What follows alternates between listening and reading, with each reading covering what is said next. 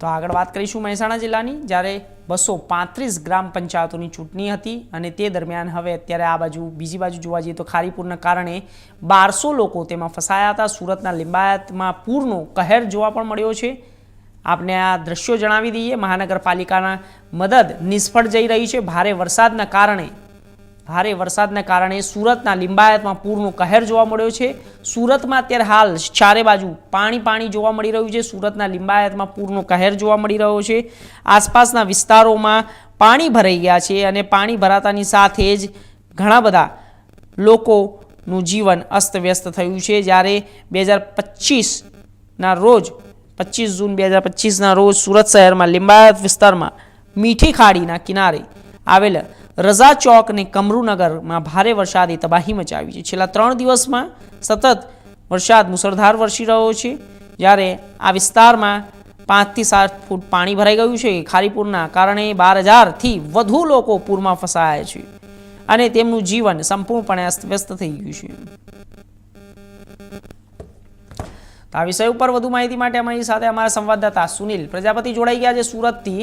સુનિલ, શું છે અત્યારે હાલ પરિસ્થિતિ? તંત્ર ક્યાં નિષ્ફળ ગયું છે અને કેટલું પાણી ભરાયું છે અને જનજીવન કેવું અસ્તવ્યસ્ત થયું છે, અમારા દર્શકોને જણાવો। ચોક્કસથી તમને જણાવું, સુરત મહાનગરપાલિકાએ આપણે જે હાલ જે જગ્યા પર ઉભા છે તે લિંબાયત વિસ્તાર છે, મીઠી ખાડી વિસ્તાર। તમે જોઈ શકો છો મારી પાછળ આ રજા ચોકમાં આવેલ કમરૂનગર ને બીજી અને સોસાયટીઓની જગ્યા છે, ત્યાં કમરથી ઉપર ખભા સુધી પાણી ભરાઈ ગયું છે। 5 થી 7 ફૂટ જેટલું પાણી હોવા છતાં અહીંયા જુઓ તમે, જો જે રહેણાંકની વિસ્તાર છે ત્યાં લોકો પોતાના ઘરના ઉપર ધાબા પર એવી જગ્યા આશરો લીધો છે, નીચે દુકાન અને મકાનોમાં પાણી ભરાઈ ગયા છે।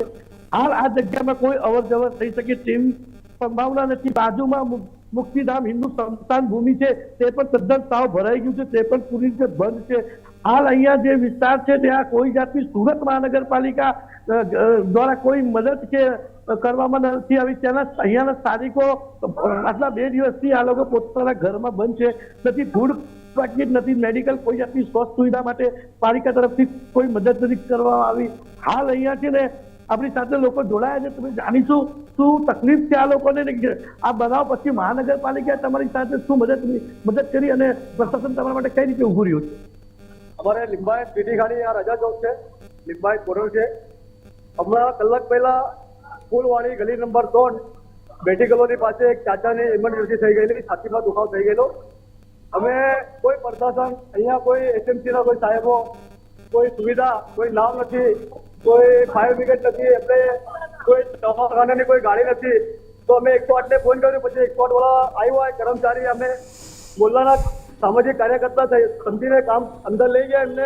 પછી કાકાને અમે ખાના ઉપર ઉઠીને પેલા કર્મચારી અમે સાથે બહાર લાવ્યા। હમણાં સુધી કોઈ સુવિધા, હવે 24 થી 36 કલાક થઈ ગયા પાણીને, અંદર એટલી ગંદકી છે, કોઈ માણસને ખાવાનું નથી, એ આપણા છપરા ઉપર બેસેલા છે, એમને કોઈ સુવિધા નથી। અહીંયા કોઈ સ્કૂલ નથી કે સ્કૂલમાં જઈને બેસી જાય, અહીંયા કોઈ બંગલો નથી કે કોઈના બંગલામાં બેસી જાય। અહીંયા બધા મિડલ ક્લાસ લોકો છે, ડેલી સર્વિસ કામ કરે છે, આજે કામ કરે તો કાલે ખાવાનું મળે એ લોકો છે।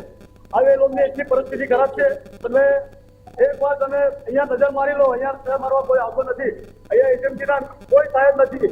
અમે એટલે જઈને બધાને અમે ગિરાતો આપે છે કે ભાઈ તમે ઉભારો, અમે એજન્સીને બોલાવો, અમે ડોક્ટરને બોલાવો। હમણાં અંદર પેલા કેટલાક નાના પોયરા બીમાર છે, અહીંયા પ્રાઇવેટ દવાખાનાઓ બંધ છે મોલ્લાના, અહીંયા પણ બધા પાણી છે। અમારી સરકારથી વિનંતી છે કે એ જે વર્ષમાં 4 બાર 5 બાર અમને જે તકલીફ થાય, એક વારમાં 8 દાડાની 10 દાડાની તકલીફ થાય, એ તકલીફ ક્યારે દૂર થાય? તમને ચોક્કસથી જણાવું છું કે આ વિસ્તારમાં દર વર્ષે પાણી જે ખાડી પૂર છે, ખાડીમાં વરસાદનું પાણી ઉપરી ક્ષેત્રોથી આવે છે ને આ પૂરની સ્થિતિ સર્જાય છે। આ ખાડી પૂરના લીધે અહીં લોકોનું જીવન અસ્તવ્યસ્ત થઈ ગયું છે। લોકોને જીવન જરૂરની જે પ્રાથમિક સુવિધાઓ જે જોઈએ છે તે નથી લગતી। તમને કહું છું, અમે હાલ જ અહીં એક વ્યક્તિને હાથમાં કઈ પ્રોબ્લેમ હતું, 108ને કોલ થયો હતો, ત્યારે આ પાણીના અંદરથી ફાયર બ્રિગેડના જવાનો અને અહીંયાના સ્થાનિક લોકોએ અહીંયાથી સ્ટેશનમાં ઉચકીને પાણી સુનિલ, પરિસ્થિતિ ક્યાં સુધી સુનિલ, પરિસ્થિતિ ક્યાં સુધી કાબુમાં આવી શકે છે? અત્યારે હાલ શું જણાઈ રહ્યું છે? પરિસ્થિતિની અંદર અત્યારે જે રહીશોનું જનજીવન અત્યારે અસ્તવ્યસ્ત થઈ રહ્યું છે તેના માટે જવાબદાર કોણ? અહીંયા કેટલા લોકોના મોત થઈ શકે છે તેની કોઈ અંદાજો નથી, પરંતુ પાણી જે પૂરની જેમ નદીની જેમ અત્યારે વહી રહ્યું છે, તંત્ર ક્યાંક ને ક્યાંક નિષ્ફળ જઈ રહ્યું છે, પરંતુ તંત્રએ આ જવાબદારી ક્યારે નિભાવી શકશે તેના માટે કોઈ પગલાં લેવામાં આવ્યા છે?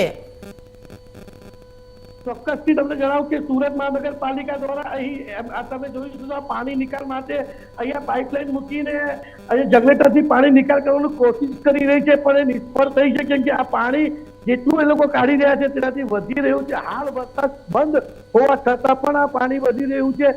અહીં પોલીસ પ્રશાસન ટ્રાફિકની સમસ્યા ના સર્જાય અથવા કોઈ ઘટના ના બને તેના માટે અહીં હાજર છે. તે પછી ખાસ કરીને અહીં જે કરોડી સુરત કમિશનર પોલીસ કમિશનર પોતે અહીં રાઉન્ડ પર આવવાના છે.